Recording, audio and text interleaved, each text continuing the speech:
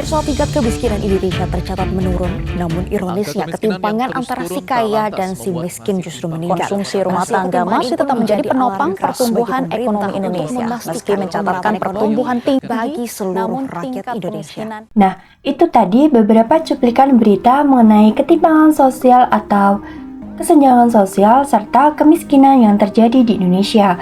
Karena berita tersebut, saya Maya Sumawati dari Fakultas Ekonomi Bisnis Islam UIN Raden Masaid Surakarta akan membahas mengenai apa dan bagaimana kesenjangan sosial atau ketimpangan serta kemiskinan itu dan bagaimana kondisi dari kedua hal tersebut yang terjadi di Indonesia.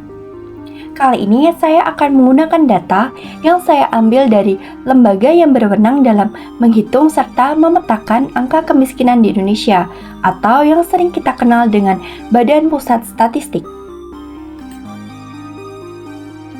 Seperti yang kita ketahui secara umum bahwa kesenjangan sosial atau ketimpangan merupakan permasalahan yang terjadi akibat dari kemiskinan atau ketidakmampuan pendapatan dalam mencukupi kebutuhan pokok sehingga tidak mampu untuk menjamin keberlangsungan kehidupannya. Dalam publikasinya, Bank Dunia mendefinisikan kemiskinan sebagai keadaan dengan standar kehidupan layak yang tidak tercapai. Nah, kategori standar tersebut berupa ketidakmampuan dalam mengakses pendidikan, kesehatan, sandang, papan, dan pangan. Sedangkan menurut Badan Pusat Statistik, mengukur kemiskinan dengan menggunakan standar dan konsep yang diterapkan di banyak negara, yaitu dengan menggunakan garis kemiskinan. Nah, garis kemiskinan ini terdiri dari dua komponen. Yang pertama yaitu garis kemiskinan makanan atau GKM, merupakan nilai pengeluaran kebutuhan minimum makanan yang disetarakan dengan 2100 kalori per kapita per hari. Paket komoditas kebutuhan dasar makanan mewakili 52 jenis komoditas yang berupa padi-padian, umbi-umbian, ikan, daging, telur, susu, sayuran, kacang-kacangan, buah-buahan, minyak, lemak, dan lain sebagainya. Kemudian, komponen yang kedua yaitu garis kemiskinan bukan makanan atau GKM. Merupakan kebutuhan minuman untuk perumahan, sandang, pendidikan, dan kesehatan. Paket komoditas kebutuhan dasar bukan makanan ini diwakili oleh 51 jenis komoditas di perkotaan dan 47 jenis komoditas di perdesaan. Nah, perhitungan garis kemiskinan tersebut dilakukan secara terpisah, yaitu untuk daerah perkotaan dan perdesaan. Jadi, menurut Badan Pusat Statistik mendefinisikan kemiskinan sebagai kondisi di mana seseorang berada di posisi terendah atau memiliki rata-rata pengeluaran per kapita tiap bulannya di bawah standar kemiskinan yang dikenal dengan garis kemiskinan. Pada data yang saya peroleh, garis kemiskinan pada Maret 2023 yaitu sebesar 550.458 per kapita per bulan. Dibandingkan dengan September 2022, terjadi kenaikan sebesar 2,78%. Sementara itu, jika dibandingkan dengan Maret 2022, terjadi kenaikan sebesar 8,90%.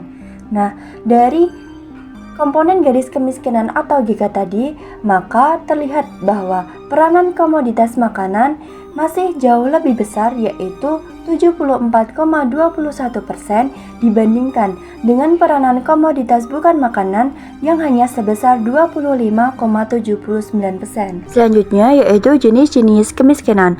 Untuk jenis kemiskinan yang pertama yaitu kemiskinan absolut yang sangat bergantung pada penetapan standar kebutuhan dasar. Kedua, kemiskinan relatif akibat dari ketimpangan distribusi pendapatan.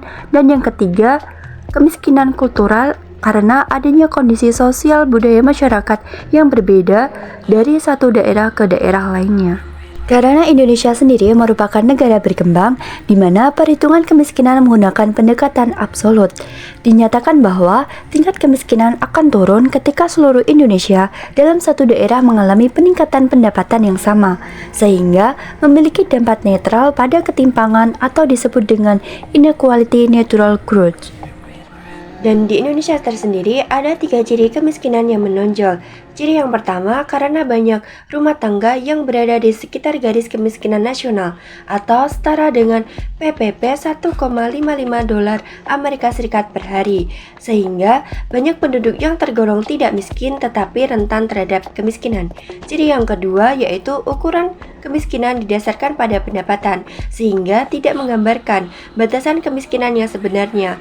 Banyak orang yang tidak tergolong miskin dari segi pendapatan dapat dikategorikan miskin atas dasar kurangnya akses terhadap pelayanan dasar serta rendahnya indikator-indikator pembangunan manusia. Dan ciri yang ketiga yaitu karena luas dan keberagaman Indonesia sehingga perbedaan antar daerah juga merupakan ciri mendasar dari kemiskinan di Indonesia. Mencatat pada tingkat kemiskinan tahun 2022 hingga Maret 2023 mengalami penurunan yang disebabkan oleh beberapa faktor. Yang pertama yaitu penurunan pengangguran terbuka sebesar 5,45% tercatat pada bulan Februari 2023. Kedua yaitu peningkatan daya beli petani sebesar 110,85% tercatat pada Maret 2023. Ketiga yaitu penurunan laju inflasi periode September 2022 hingga Maret 2023 sebesar 1,32%. Keempat, meningkatnya konsumsi rumah tangga serta bantuan sosial berupa salah satu bansos sembako pada tahap 1 telah terrealisasi sebesar 86,5%. Penurunan tersebut tercatat sebesar 25,9 juta orang atau sebesar 9,36% dari jumlah penduduk di Indonesia. Nah, jumlah tersebut berkurang 460.000 orang dari bulan September 2022. Sebelumnya, pernah terjadi kenaikan kemiskinan pada periode Maret hingga September 2022 karena adanya kenaikan harga kebutuhan pokok akibat dari kenaikan harga BBM. Pada periode September 2022 hingga Maret 2023, jumlah penduduk miskin di perkotaan turun 7,53% atau sebesar 240.000 penduduk, sedangkan di perdesaan turun 12,22% atau sebanyak 220.000 penduduk.